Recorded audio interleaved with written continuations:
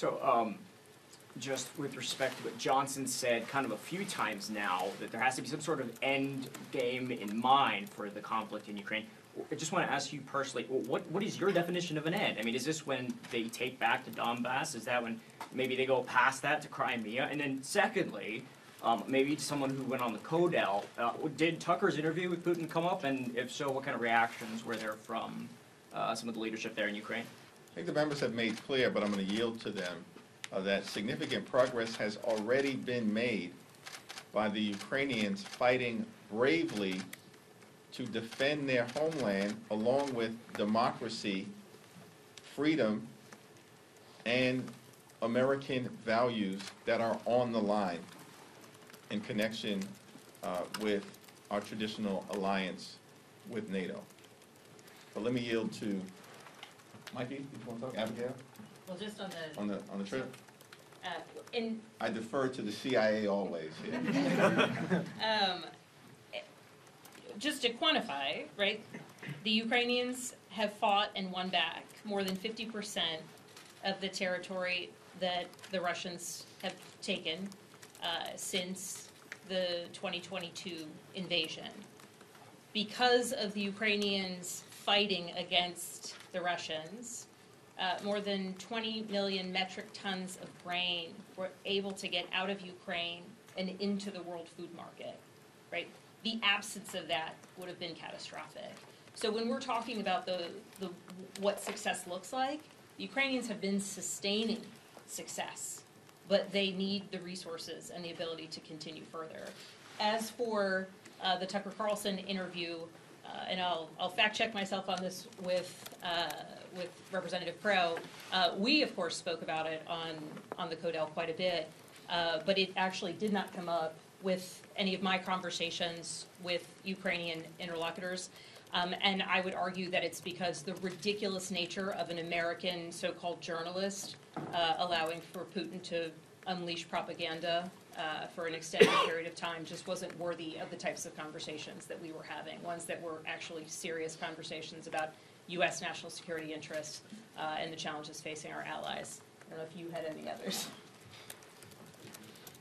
Yeah, the Ukrainians are too busy fighting a war to really give a damn what a Putin propagandist is saying in Moscow. So they're not paying attention to Tucker Carlson for sure. But on the point of what does the end game look like, I think this is a really important point. I understand, having served like many of my colleagues in Afghanistan during multiple deployments, I can understand the reluctance by America of getting involved in a protracted conflict or engagement. But this is not that. And I can say that very clearly, right? American troops are not doing the fighting and dying.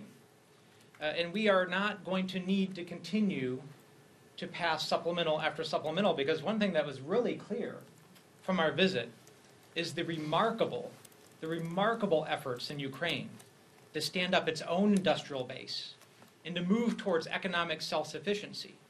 They are moving fast to build their own industrial base, to build their own weapons.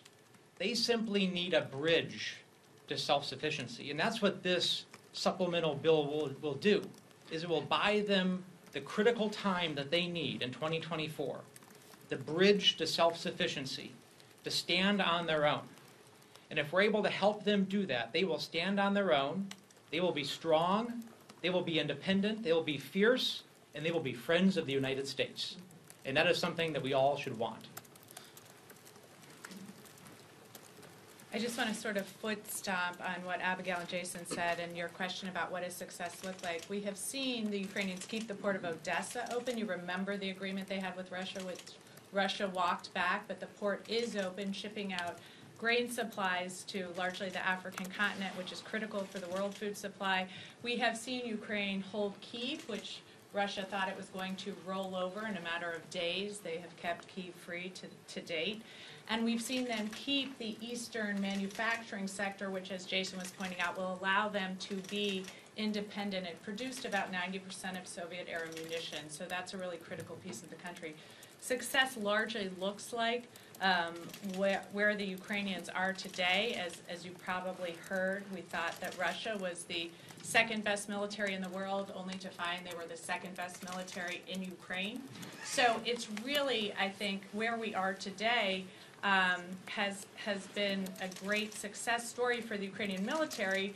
But when I hear from people, well, why doesn't Russia then kind of sue for people? Why don't we come to the table with Russia? There is no reason right now for Putin, as we are standing here, not having passed a supplemental, there is no reason for Putin to think, why end it now, right? Why not wait it out, see if his friend, the former President Trump, gets into office so they can form their alliance against NATO, I guess.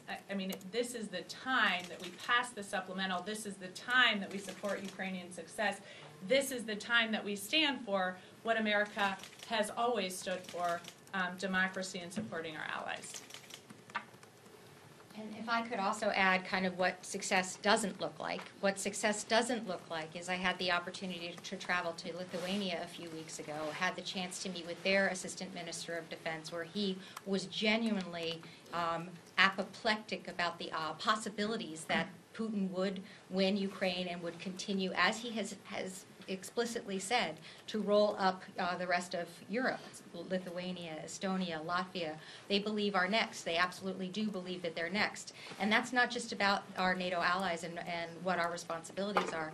On that trip, I had the opportunity to visit our troops. And Pennsylvania, this is where I'm from, has a National Guard relationship with Lithuania. That's our partner. And so our servicemen and women are stationed in Lithuania within miles of Belarus, miles of Belarus. And so if you think that what success looks like, what we want to also think of is what success doesn't look like. And what that does look like is our men and women in uniform being in harm's way and being on the front line. Last question.